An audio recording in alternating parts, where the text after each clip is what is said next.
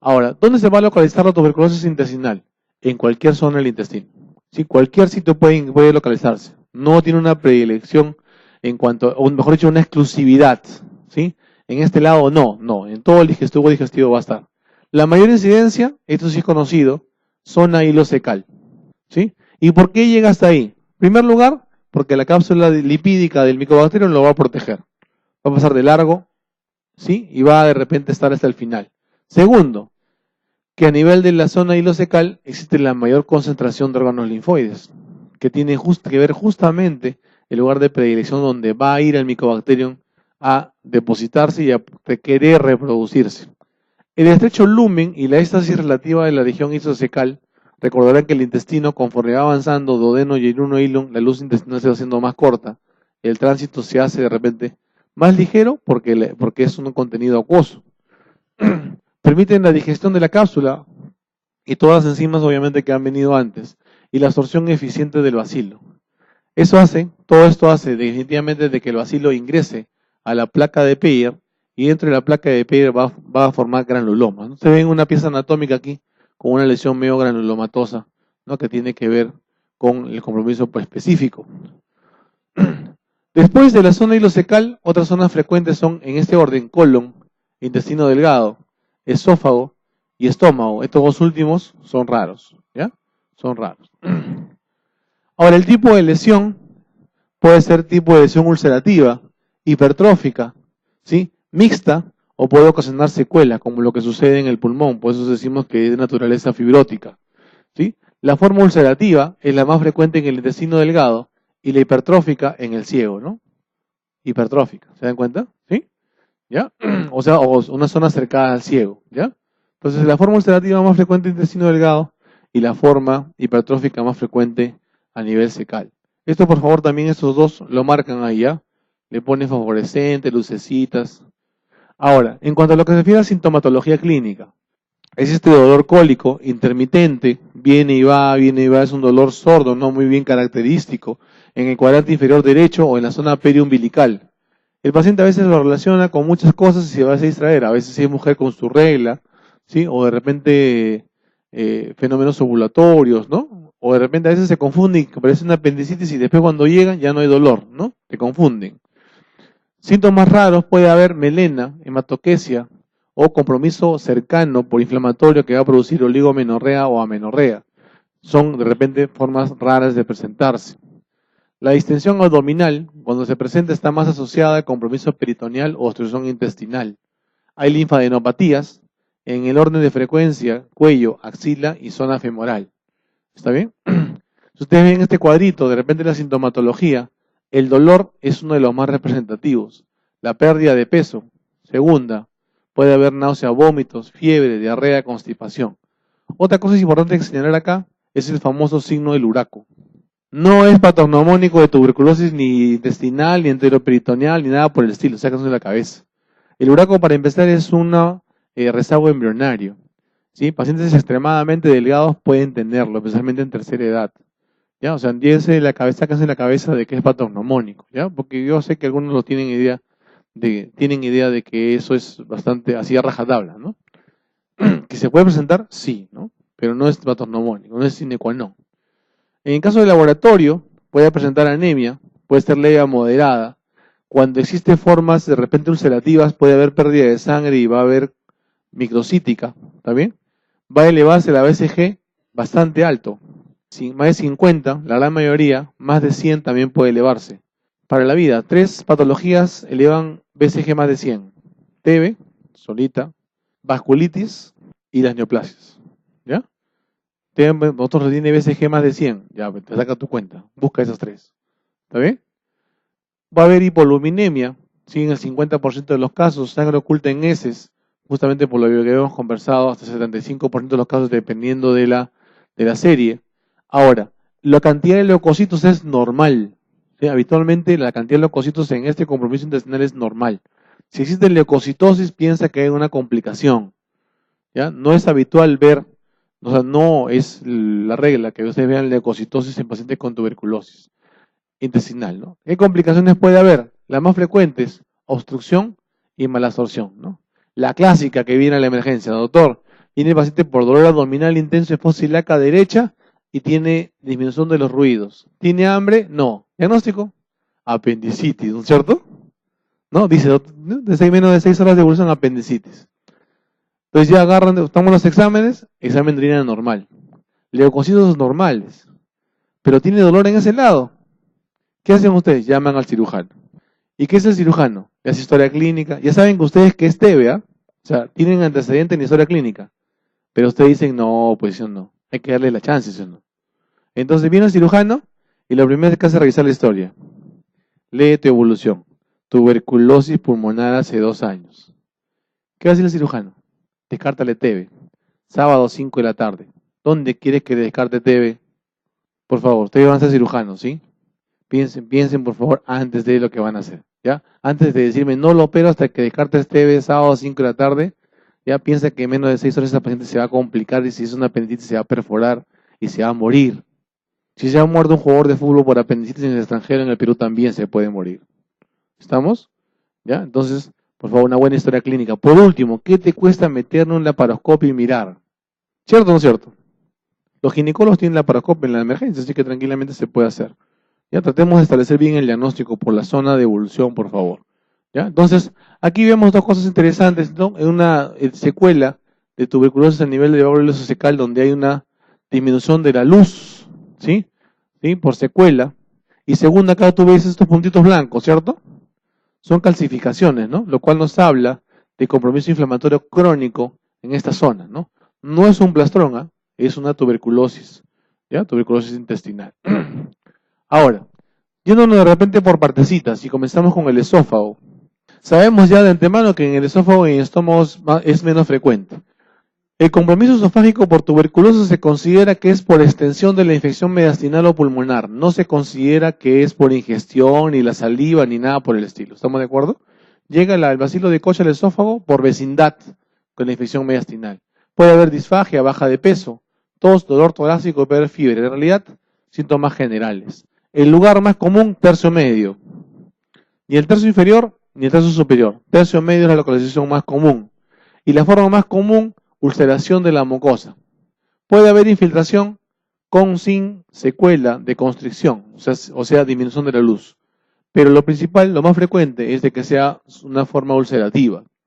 A nivel gástrico también es rara, ya hemos conversado. Aumenta discretamente su presentación en pacientes inmunosuprimidos. Recuerda que el VIH disminuye la producción de ácido clorhídrico. Usualmente se asocia a tuberculosis pulmonar activa o sistémica. La zona más común, curvatura menor de antro píloro. ¿Ya? Y la lesión también es ulcerativa, generalmente es ulcerativa. Menos infiltrativa e hipertrófica. Ulcerativa es lo más frecuente. A nivel de intestino delgado, a nivel de duodeno y yeyuno no es común, es raro. ¿Sí? El ilion es de lejos la localización intestinal más frecuente. 3 veces más frecuente. ¿Sí? El compromiso cecal a nivel del ciego solamente es 1/3 de pacientes. La complicación más frecuente, hemos visto la radiografía ahí, que cierra la luz, por lo tanto producen cuadros obstructivos, el cual es gradual, ¿sí? También cuadro obstructivo se va a presentar cuando hay compromiso en la válvula cecal, o sea, casi terminal. Puede aparecer náusea, vómito, dolor abdominal, distensión, ruidos ciroaéreos disminuidos, aumentados los ruidos ciroaéreos, ¿no? Que es lo que se va a presentar. ¿Qué puede presentar como complicaciones? Otras complicaciones, aparte de la obstrucción, que le hemos dicho que es la más frecuente. Hemorragias, perforación. Y cuando se perfora en el ilion es más frecuente y miren la mortalidad, 30%. ¿Ya? Así que siempre hay que considerar esa posibilidad de pacientes que ustedes tienen, ¿no? En la emergencia. La fístula enterocutánea, de las fístulas que aparecen en la enterocutánea es la más frecuente, la forma de presentación más frecuente. ¿Sí?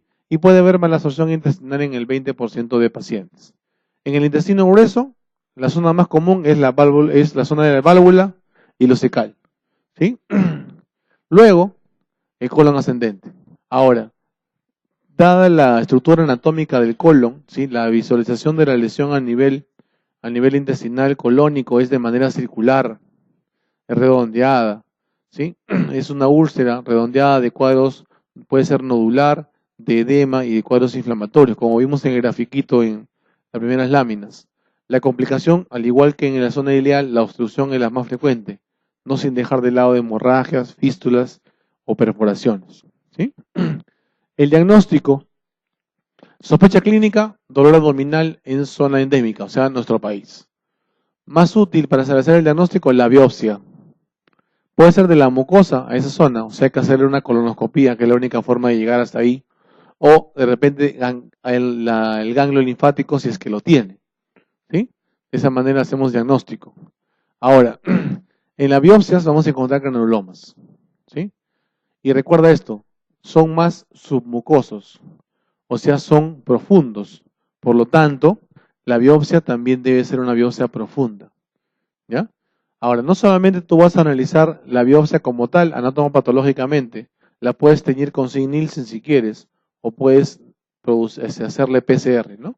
El cual también nos ayuda bastante, a pesar del tiempo que demora, nos ayuda bastante.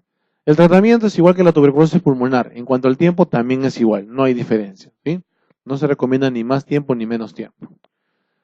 Muy bien, ahora lo que es su malabsorción intestinal. Hemos conversado de estas dos cosas, ¿no? Maladigestión, que es alteración de la hidrólisis intraluminal por problemas enzimáticos, y malabsorción, que refiere al transporte del nutriente hacia el interior de la mucosa intestinal. Usted tiene un cuadrito acá, en el cual están localizados varios de los órganos dibujaditos, no es lo adecuado obviamente, pero nos habla un poquito de dónde se absorbe cada uno, ¿no? No te olvides, a nivel del colon, importante el agua, no te olvides a nivel ileal, la B12, ¿sí? Y las vitaminas liposolubles. En el caso del yeyuno, el ácido fólico, a nivel del duodeno, mira, el fierro, calcio y magnesio es importante, ¿ya? Como sitios de absorción a nivel intestinal.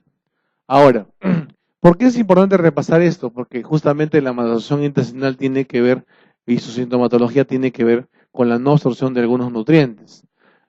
Causa malabsorción un montón de enfermedades. Bueno, digamos, podemos ver algunas de ellas, ¿no? Por ejemplo, fase luminal, o sea, fase dentro del lumen intestinal, puede presentarse, por ejemplo, en anemia perniciosa, puede presentarse sobrecrecimiento bacteriano, ¿no? Por algún motivo, las bacterias comienzan a crecer, a crecer, a crecer, y se consumen toda tu comida, y tú no absorbes nada, ¿sí? Eso sucede especialmente con la B12, por ejemplo. O de repente, disminución de la síntesis de sales biliares o problemas con la síntesis de sales biliares. No hay sales biliares en el intestino, no se absorbe vitaminas liposolubles y vemos sintomatología relacionada, ¿sí? Inactivación de las lipasas, que eso ocurre también como consecuencia del sodium Ellison, que es otra característica importante. Insuficiencia pancreática, en el cual no hay una buena cantidad de enzimas, por ejemplo, que degradan proteínas a nivel del intestino. En la fase mucosa, ya sea por el mismo tejido, acá vemos, por ejemplo, enfermedad inflamatoria intestinal, ya sea Crohn o enfermedad celíaca, ¿sí? Que nos pueden ayudar. Enfermedad de Whipple, que es lo que vamos a ver después, ¿no? Asociados. O también vemos esa de aquí, que es muy frecuente, la deficiencia de lactasa o intolerancia a la lactosa.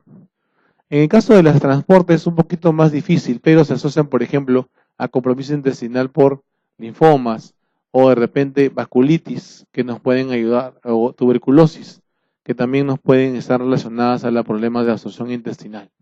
¿Qué sintomatología va a tener? Las tres primeras son las más frecuentes: diarrea, flatulencia y dolor abdominal, ¿sí? En un inicio ustedes lo que van a ver eso. Si el cuadro clínico persiste, van a encontrar pérdida de peso. Puede hacer que encuentren esteatorrea en algunos pacientes. El resto de sintomatología va a depender de lo que no absorba. Puede haber anemia, ¿sí?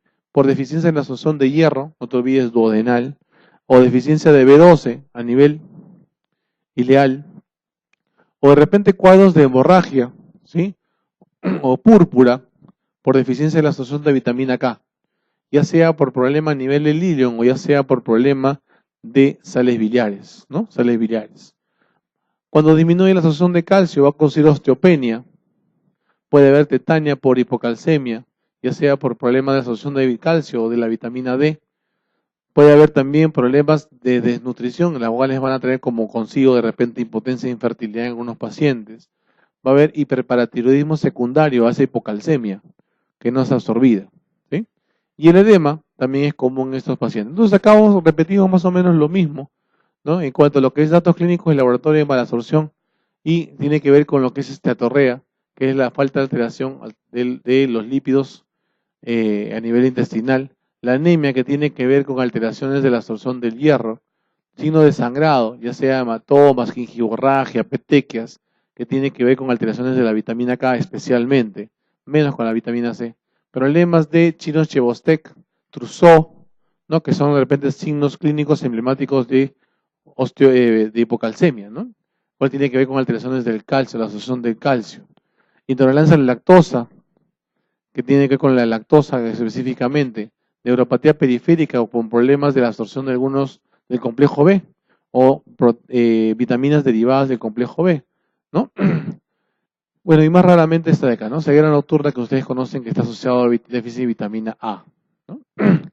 Veamos algunas específicas y una de ellas es el sobrecrecimiento bacteriano. Normalmente nosotros tenemos una cantidad de bacterias que va a ser de más o menos de 10 a la 4. Este equilibrio va a ser conservado por algunos factores. Acidez gástrica, el pH gástrico que hemos visto. Segundo, la cuestión inmunológica que tiene que ver con inmunidad celular y humoral. La motilidad intestinal, el peristaltismo intestinal nos ayuda también a evacuar las bacterias que están en exceso, entre comillas. Y las secreciones que actúan como barrenderos, ¿no? De los diferentes gérmenes. Cuando hay alteración de cualquiera de ellos, puede producirse sobrecrecimiento bacteriano. Cuando hay alteración cualquiera de estos 4 mecanismos de defensa, saludos más bien heladas, definitivamente puede aparecer este síndrome de sobrecrecimiento bacteriano. ¿Qué sintomatología es importante? Es la diarrea, baja de peso. A veces, ¿sí? Cuando es de larga data puede encontrarse anemia. ¿Por qué? Porque las bacterias que han sobrecrecido se han comido todo tu B12. Entonces no vas a absorber B12. Por lo tanto va a producir una anemia macrocítica. ¿Estamos de acuerdo? Anemia macrocítica. Cualquier causa, cualquier motivo que va a desencadenar la pérdida de esos mecanismos de defensa va a ocasionar sobrecrecimiento bacteriano.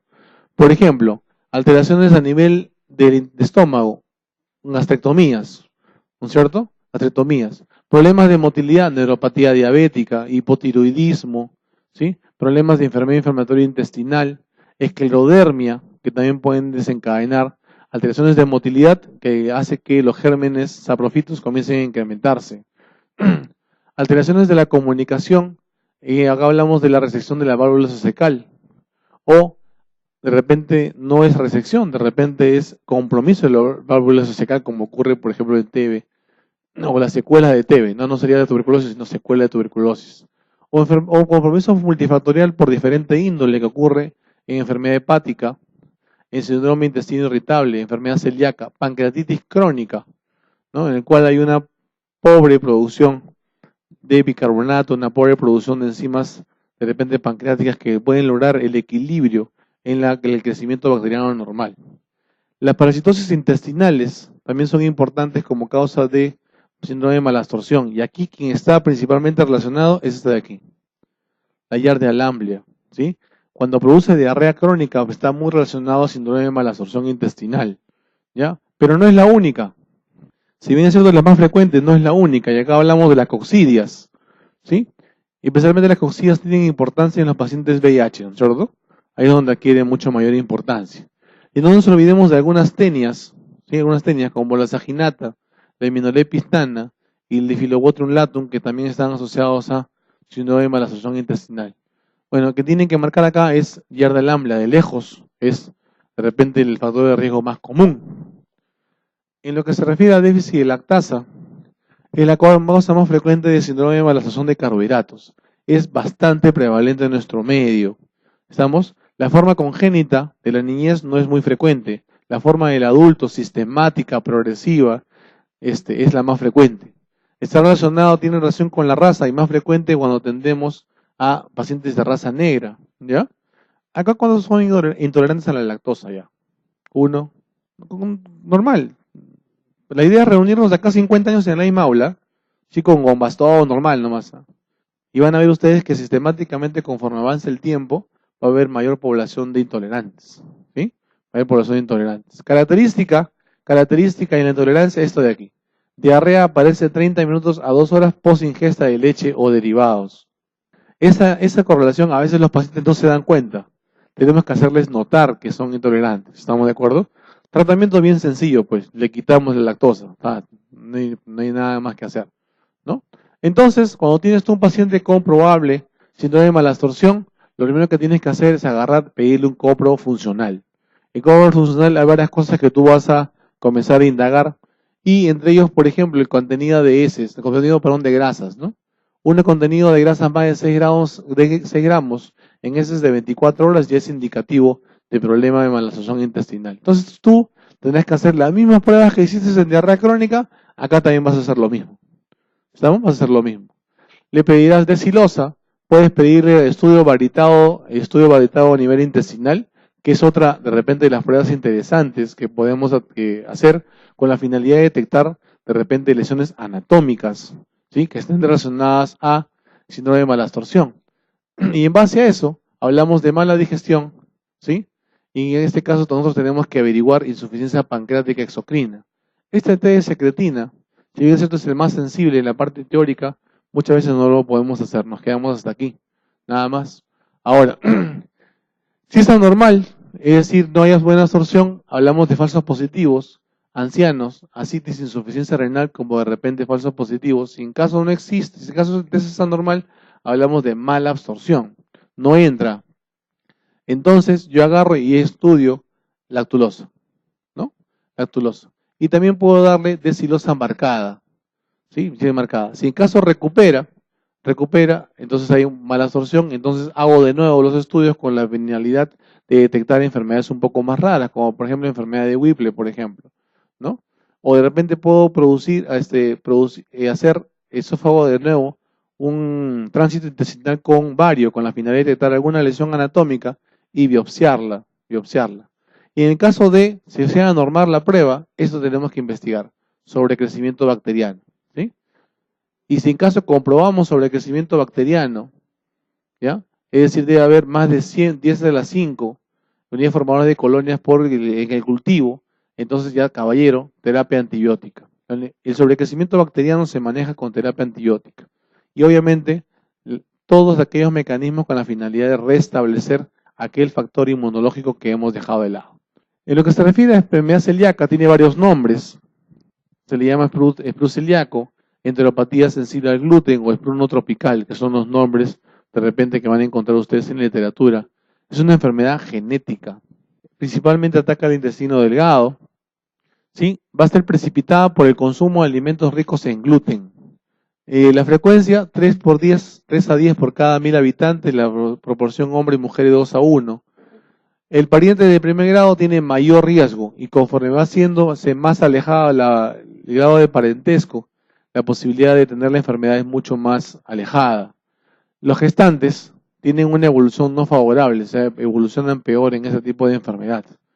Y está asociado a complejo mayor histocompatibilidad, especialmente a este DQ2, ¿ya? Que es el principal, de repente, el complejo de histocompatibilidad asociado.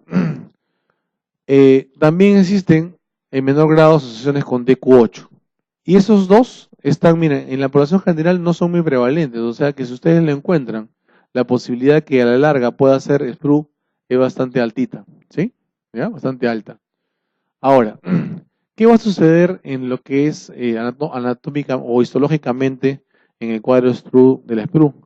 Es una activación de la inmunidad celular, que va a estar representada por la cantidad o que incrementa la cantidad de células T, y también va a incrementarse la inmunidad tumoral, que es representada por la inmensa cantidad de células B en el tejido. ¿Quiénes van a incrementar el daño? La exposición al gluten. Ya sea en la forma poliaminas o gluteninas, cualquiera de los dos, el gluten va a incrementar el daño inmunológico en esa zona. ¿Dónde encontramos eso? En el trigo, cebada y centeno, ¿ya? Esos tres alimentos y cualquier alimento derivado de esos tres está completamente contraindicado en los pacientes con sprue, ¿ya? Enfermedad celíaca. En el caso de la avena ocurre una cosa muy peculiar, ¿ya? ¿Por qué? Porque el 95% de los pacientes sí pueden consumir avena. Sin embargo, hay un pequeño grupo que sí es intolerante a la avena, ¿ya? Entonces, por eso se considera para fines de manejo los 4 chao. No vas a estar probando, pues, ¿no? Recuerda que el gluten activa el mecanismo inmunológico y hay mayor daño, ¿no? Salvo que seas otro house, ¿no? Ahí sí. Presenta anticuerpos. ¿Y los anticuerpos son contra quién? Contra el endomicio. Contra ese de repente, esa película que va a envolver el músculo a nivel a nivel de toda la pared intestinal. Va a haber anticuerpos contra una enzima que es la transglutaminasa tisular. Y esa transglutaminasa tisular es la que se va a encargar de desaminar la gladina, ¿no? Que es una molécula que nosotros tenemos. Hay otro anticuerpo más que vamos a ver después, los anticuerpos antigladina, que también están involucrados también en esta enfermedad.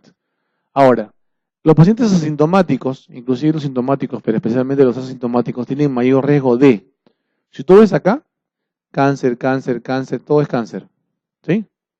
O sea, existe relación entre tumores, adenocarcinoma intestino grueso, tumores orofaringeos, neoplasia intestino delgado, linfoma maligno, cáncer, sin contar colorectal, existe incremento de la posibilidad de cáncer en el paciente celíaco. Segundo, infertilidad, osteoporosis, detención del crecimiento en pacientes pequeños y enfermedades autoinmunes. Hay un adagio viejo que dice, una enfermedad autoinmune nunca viene sola, ¿no? Siempre viene con yapa, ¿no es cierto? Y el esplus celíaco no es la excepción.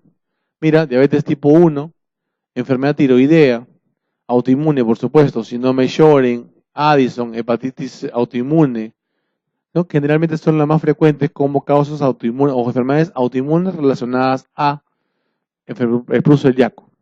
Puede aparecer en piel también como manifestaciones extraintestinales, esta de aquí, la dermatitis herpetiforme, ¿ya? La cual nos puede ayudar a veces en la biopsia. Característicamente se va a encontrar en nivel de codos, rodillas y a nivel de los glúteos.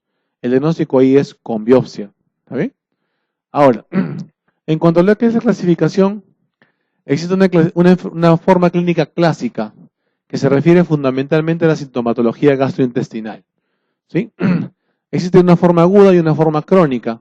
La forma aguda está representada por las famosas 3Ds: diarrea, distensión y desnutrición. ¿Sí? La tercera D definitivamente no se va a hacer al principio, sino va a ser en el transcurso de la evolución de tu paciente. Y la forma crónica, cuando esa enfermedad ya de repente ha causado mayor destrucción a nivel de la mucosa, va a ocasionar talla baja y signos carenciales compatibles con desnutrición. ¿Sí? La forma atípica es fundamentalmente con sintomatología no gastrointestinal. Ya vamos a ver después cuál es esta sintomatología. ¿Sí? Puede ser monosintomática, o sea, uno solo nada más, o puede ser oligosintomática. No hay mucha expresión clínica al respecto. Y el silente, no hay sintomatología. A pesar de que tiene lesión intestinal, no hay sintomatología. ¿Ya? Pasa desapercibido. Ahora, ¿cómo hacemos el diagnóstico? Biopsia de intestino delgado y serología positiva. ¿Qué vamos a encontrar en la biopsia?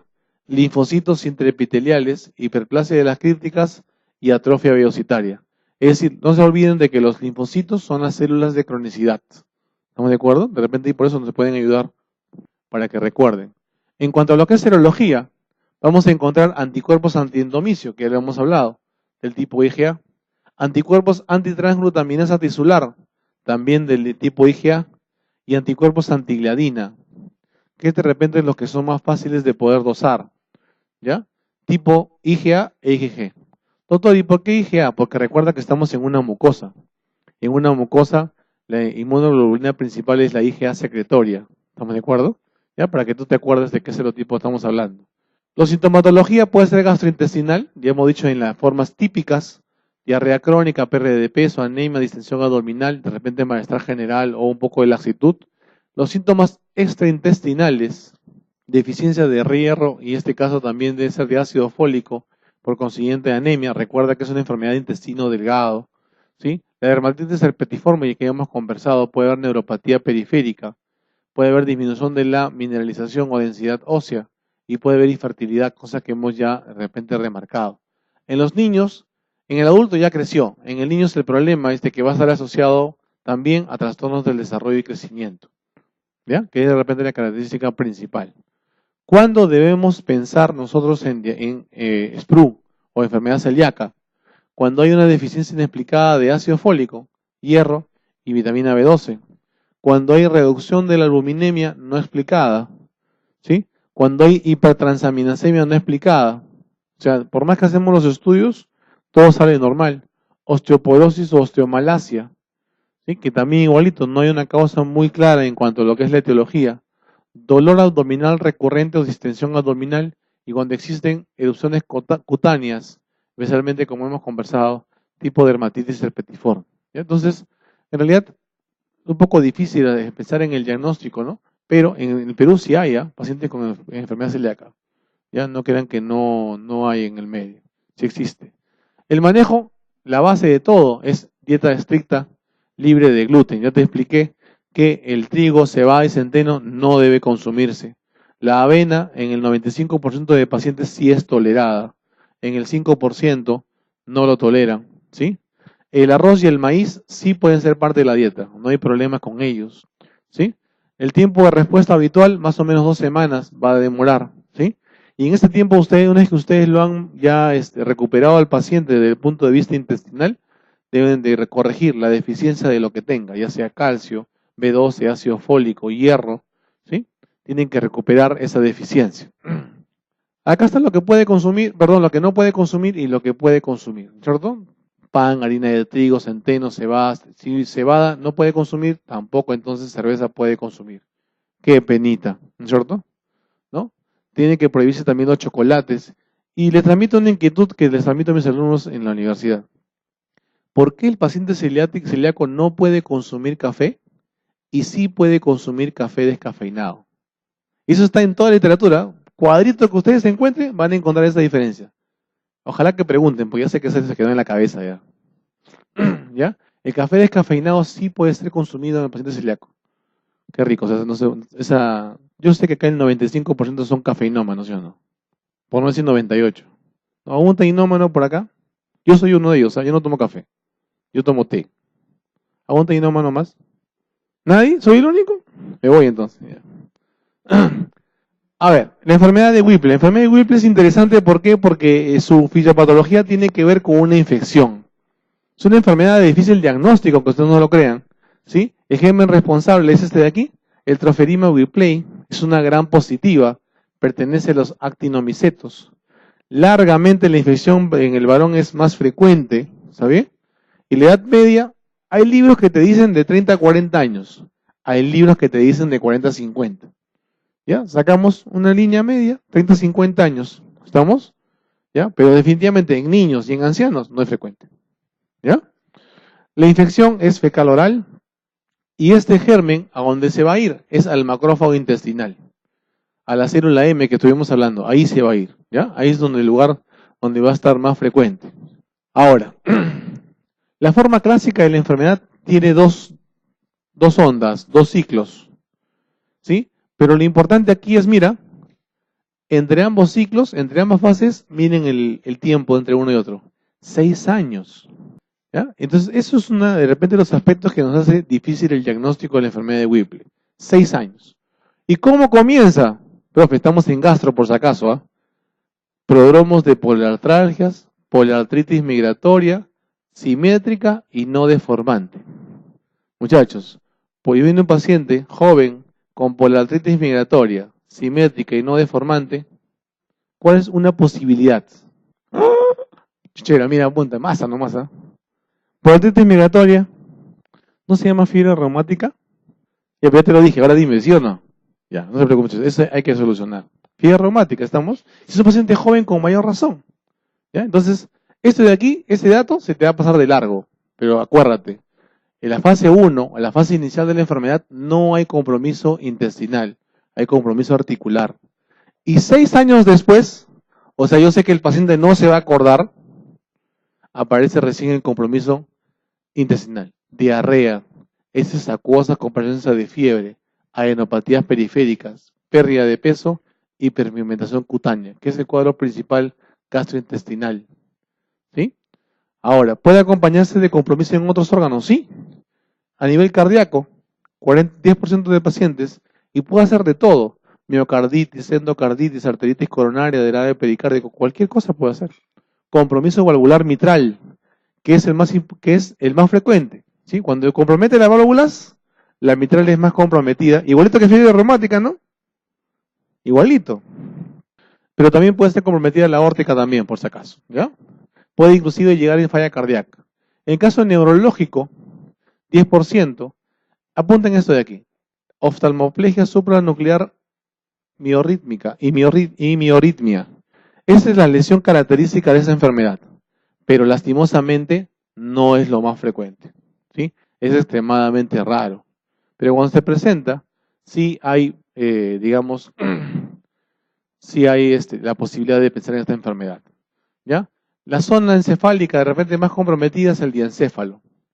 A nivel pulmonar, que es un poco más frecuente, mira, sintomatología general, ¿ah? Tos crónica, derrame pleural, ganglios mediastinales no caseificantes. Si no te hubiese puesto la palabra no caseificantes, te hubiese dicho TB, ¿sí o no? Tranquilamente. Doctor, mire, tiene diarreas, adenopatías, tiene fiebre, pérdida de peso. Hiperpigmentación cutánea tiene por insuficiencia suprarrenal y tiene tos crónica, derrame pleural y ganglios mediastinales. Tuberculosis sistémica, ¿sí o no? Por eso es que el diagnóstico de esta enfermedad es bien difícil, ¿ya? Es bien difícil, no es un diagnóstico tan sencillo.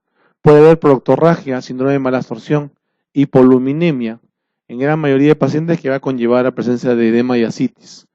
Método diagnóstico, biopsia duodenal. Ese es el lugar donde nosotros vamos a biopsiar. Ya sabes tú que se va a ir al macrófago, ¿ya? Vamos a encontrar macrófagos espumosos, ¿ya? A la correlación de Shift, al ácido periódico de Shift. Ese es el PAS, ¿ya? Pueden ustedes también hacer PCR, si en caso la biopsia no les ayuda mucho, ¿ya? Y pueden hacer también detección serológica de IgG o IgM, lastimosamente.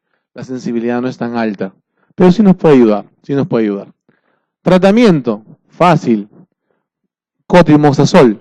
Tiempo de tratamiento, 1 año. El tratamiento es extremadamente largo. El tratamiento es extremadamente largo, 1 año, ¿estamos de acuerdo? Ese es el tratamiento de elección, pero pueden usar penicilinas, cefixima o fluoroquinolona. Ahora, cuando el paciente tenga compromiso neurológico, ahí sí ya, caballero nomás, el cotrimoxazol ya no es la terapia de elección, porque no pasa la barrera hematoencefálica. Penicilina, cefalosporina tercera generación, carbapenems, por 2 semanas, parenterales por 2 semanas. Terminas las 2 semanas y le empujas el año de tratamiento, con vía oral. ¿Está bien? Con vía oral. Sin embargo, a pesar del tratamiento largo, la tasa de recurrencias es alta. ¿Sí? La recurrencia es mucho mayor cuando existe compromiso neurológico. ¿Ya? Compromiso neurológico. Muy bien. Síndrome de intestino irritable. Es el trastorno gastrointestinal bastante común, es muy frecuente en la consulta gastroenterológica tener este tipo de diagnóstico. El curso es benigno, ¿sí? El 50% de pacientes van a venir a la consulta con un diagnóstico de una dispepsia funcional. En realidad está dentro de las enfermedades funcionales, clasificadas como tal. Y está asociado, mira, a enfermedades que tienen que ver con el estrés, fibromialgia, síndrome de fatiga crónica y cefalea tensional. O sea, se considera también que este cuadro tiene gatillos, ¿no? Gatillos relacionados a los fenómenos de estrés. Representa el 30% de la consulta gastrointestinal más frecuente en mujeres, 2 a 4 veces más frecuente. En ancianos, la prevalencia es menor, ¿no? En jóvenes es mucho mayor. Ahora, como toda enfermedad que tiene que ver con el estrés, se considera de que afecta la calidad de vida. No es cualquier enfermedad, ¿ah? Afecta la calidad de vida. Recuerden que ocasiona sintomatología interesante.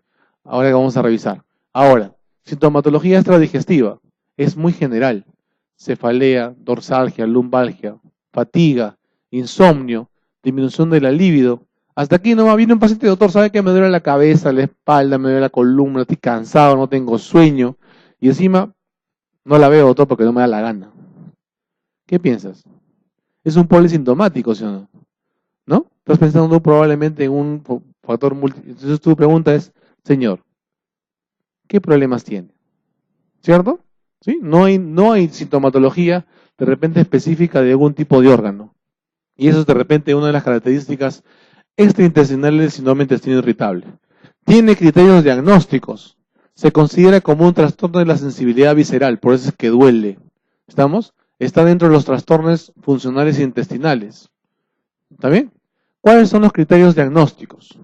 Y agarramos los criterios de Roma 3, que son los que están en la actualidad vigentes. Cualquier coincidencia es pura casualidad, por si acaso, ¿eh? Dolor o molestia abdominal recurrente al menos 3 días por 1 mes en los últimos 3 meses.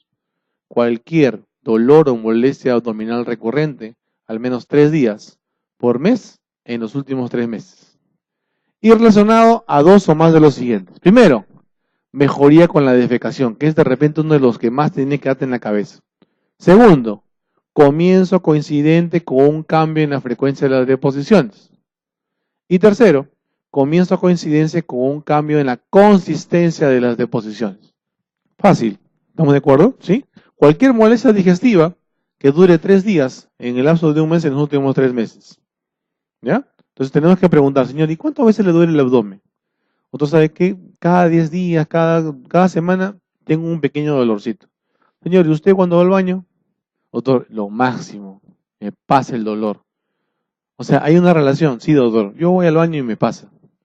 Y ha cambiado, doctor, mira, antes hacía 2 veces al día y ahora de repente me ha aumentado 4 veces al día, pero necesito hacer deposiciones para que me cambie el dolor. Entonces ha habido cambio en la frecuencia.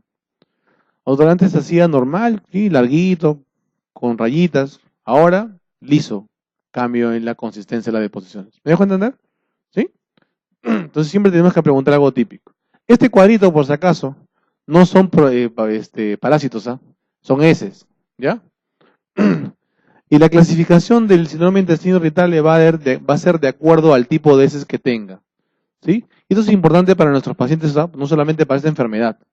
Y ustedes probablemente, bueno, los que ven sus deposiciones o las deposiciones de alguien, van a ir, miren, de la famosa deposiciones caprinas, ¿no? En bolitas, hasta las deposiciones completamente líquidas, semilíquidas o de repente pastosas, ¿sí?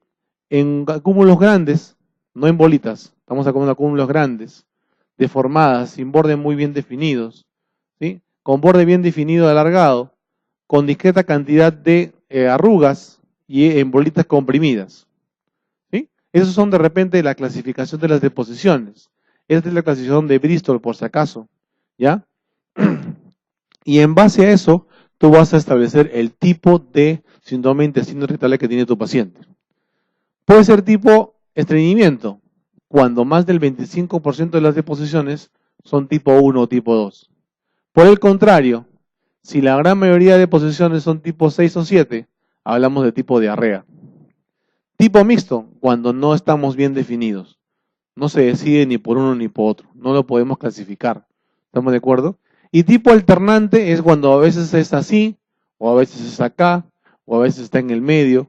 ¿Estamos de acuerdo? Y ese concepto, esa tipología, lo hacemos con el transcurrir del tiempo. Por eso dice, solo aparecen episodios largos. Y este cuadrito tiene que ver mucho con la aparición, ¿no? Si es de repente en diarrea, de repente estreñimiento, ¿cierto? Diarrea y estreñimiento principalmente, ¿no? Si es mixto, ¿no? Si es mixto, o inclasificable, simplemente que no podemos establecer en qué lugar se encuentra, ¿no? Esa es la manera de repente de poderte acordar este cuadro. Tratamiento. Hay que tratar de estabilizarlo y darle tranquilidad al paciente. Buena relación médico-paciente, ¿sí? El ejercicio físico y la dieta balanceada mejora algunas sintomatologías, ¿sí? Tengo que quitarle algunas cosas, grasas, alcohol, hay que quitarle la leche, el trigo, los huevos, café, frutos secos. Usar fibra, solamente la contraindicación es en el tipo de diarrea, no debemos dar fibra, algo que de repente es consecuente. En el caso del farmacológico, la fibra soluble es importante. Sí nos ayuda al tratamiento sintomático de la fibra soluble. La pectina, los mucílagos y las gomas nos ayuda bastante. Otros pisco sour, no, pero el pisco sour tiene pisco, es alcohol. ¿Ya? No uses. Ahora, la fibra insoluble, esa que viene con los vegetales, maíz, trigo, no es adecuada en estos pacientes. Laxantes, ya sean los que tipo estimulantes como el bisacodilo o tipo osmóticos como la lactulosa o polietilenglicol, mejoran, pero en el tipo estreñimiento, no en el cuadro de diarrea. Por el contrario, la loperamida, ¿no? Y las resinas de intercambio iónico, también colesteramina, es importante en el tratamiento sintomático, pero del tipo diarrea. ¿Estamos? Los espasmolíticos pueden usarlos, ¿sí? Sin ningún problema. Mejoran el síntoma, dolor abdominal, pero no deben ser dados en estreñimiento. Creo que tiene lógica cada uno de los tratamientos, ¿no? No tiene lógica cada uno. Yo sé, por ese lado no creo que tengamos que tener muchas dificultades. Acá de repente comenzamos la parte media complicada. Agonistas de los receptores 5-HT4, el tegacerot, que es uno de los representantes de nuestro medio, lo tenemos. Estimula el reflejo peristáltico, reflejo peristáltico, acelera el tránsito intestinal, reduce la sensibilidad visceral, o sea, mejora el dolor, y en el caso de las estreñidas o de estreñidos, ahí sí nos ayuda bastante. Los antagonistas de receptores 5-HT3, como el alocetrón, en nuestro medio tenemos el ondansetrón, por si acaso, el ondansetrón, enlentece el tránsito colónico, por lo tanto es importante en diarrea, estamos de acuerdo, el tipo de diarrea. Aumenta el umbral de percepción del dolor, por lo tanto también disminuye el dolor. Los antidepresivos, los tricíclicos sí nos ayudan, disminuyen la nocicepción, o sea, disminuye el dolor, la molestia. En cambio, los inhibidores de la recaptación de serotonina, llámense fluoxetina, paroxetina, no demuestran mejoría. Los proquinéticos no son recomendados, ¿ya? No se recomiendan proquinéticos en estos pacientes. Y terapia cognitiva conductual, que mencionan que es tan importante como el tratamiento farmacológico, ¿no? Y ahí tiene que ver el fondo que hemos hablado. Muy bien, acabó mi turno y ahora les toca a ustedes. En el síndrome de mala absorción, ¿cuál de los siguientes exámenes radiológicos solicitaría? Lo hemos conversado, ¿ah? Muy bien, habíamos conversado de que había un comprobado citológico funcional, habíamos conversado de estudio contrastado, y eso tiene que ver con tránsito intestinal, ¿cierto? Tránsito intestinal. La tuberculosis compromete con más frecuencia el siguiente segmento del tubo digestivo, ilion, ¿cierto? Al ojo sin pensar.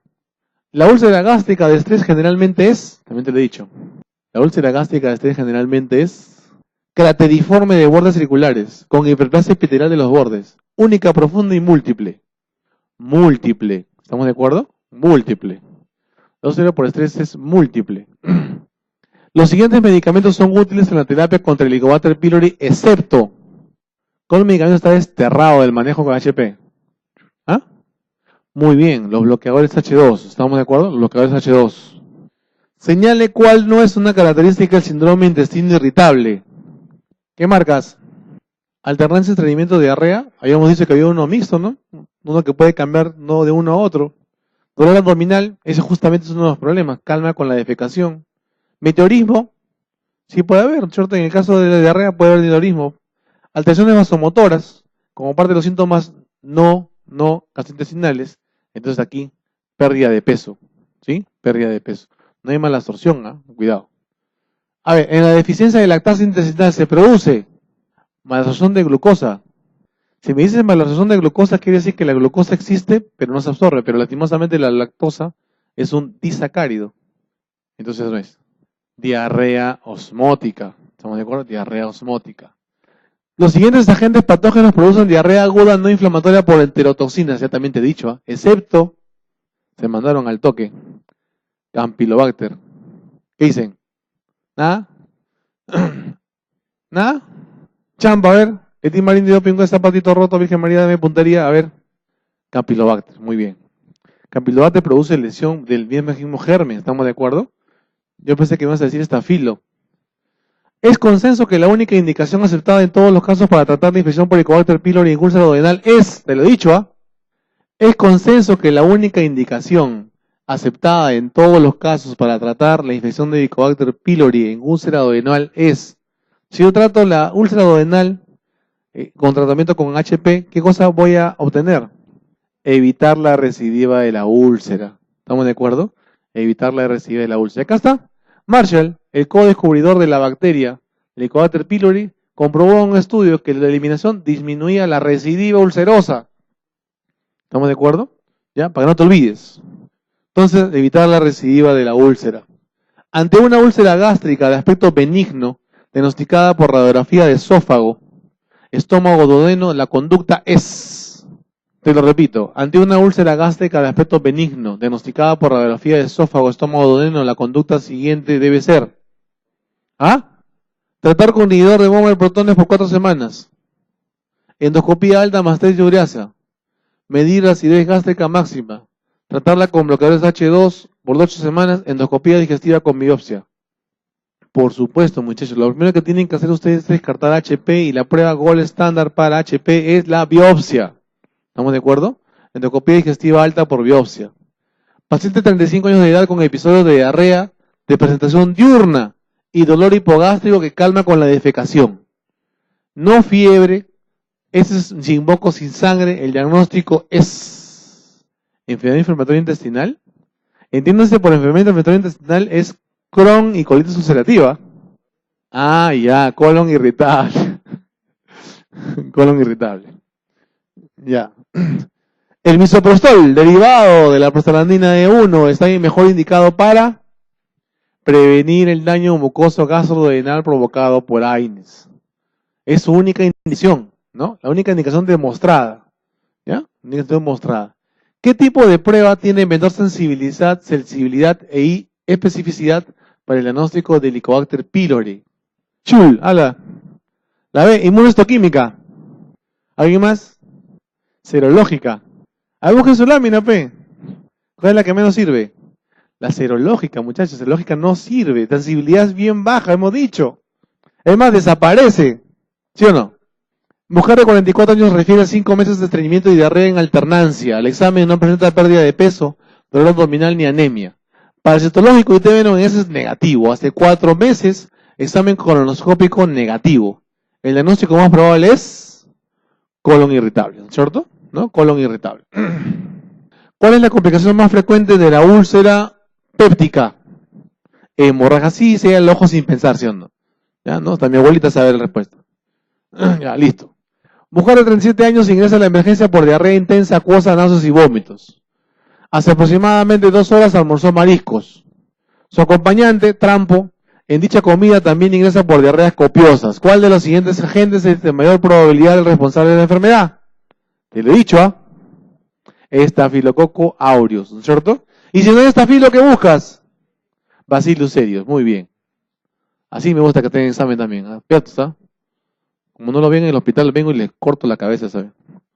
Varón de 25 años, procedente de asentamiento humano, con antecedente de dolor abdominal, presenta náusea y vómito de una semana de evolución, sin alza térmica y con escasa eliminación de platos y heces. Examen clínico pálido, adelgazado. No se miren entre ustedes, ¿ah? Moderada distensión abdominal, ruidos peristálticos incrementados. Radiografía, niveles hidroaéreos. Leucocitos, mira, normal, 5500. BSG incrementada. Diagnóstico más probable. TB, todo está bien en esta vida, ¿sí o no? Obstrucción intestinal por tuberculosis. No se olviden, leucocitos normales, ¿ah? ¿Ya? Ahí está, la que no lo esté. En el síndrome de intestino irritable, cuyo síntoma predominante es el estreñimiento, ¿cuál es el fármaco contraindicado? Fácil, ¿ah? ¿Ah? Loperamida, ¿cierto? Loperamida, ¿no? Y para terminar, ¿cuáles son las complicaciones más frecuentes de la úlcera péptica? Obstrucción, hemorragia, estreñimiento. La D, hemorragia, perforación, obstrucción. Hemorragia, perforación, obstrucción.